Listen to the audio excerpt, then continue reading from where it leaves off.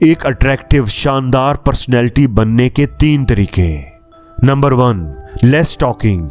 Psychologically समझो तो जो इंसान बहुत कम बोलता है, लोग उसके बारे में क्यूरोसिटी रखते हैं और ऐसे लोग बहुत ही मिस्टीरियस पर्सनैलिटी होते हैं। एक बात अपने दिमाग में डाल लो कि आपकी आधी खामियां किसी को पता नहीं चलती जब तक आप बोलते नहीं, लेकिन क्या आप गूंगे बनकर बैठ जाएं? बिल्कुल नहीं।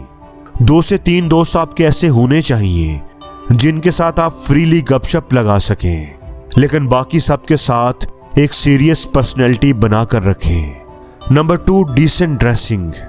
लड़का हो या लड़की, ड्रेसिंग बहुत मैटर करती है। आपकी हमेशा एक डिसेंट ड्रेसिंग होनी चाहिए ताकि पता चले कि कोई जेंटलमैन या कोई ग्रेसफुल लेडी है, ना कि कोई आम और मामूली आदमी।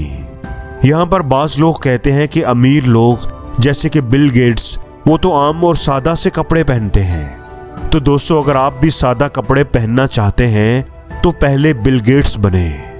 तीसरे नंबर पर है बात करने का अंदाज और एक्सेंट। एक बात याद रखो कि जितनी मर्जी आपके पास नॉलेज हो, लेकिन अगर आपकी डिलीवरी और आपका एक्सेंट ठीक नहीं तो कोई भी आपको सीरियसली नहीं लेता।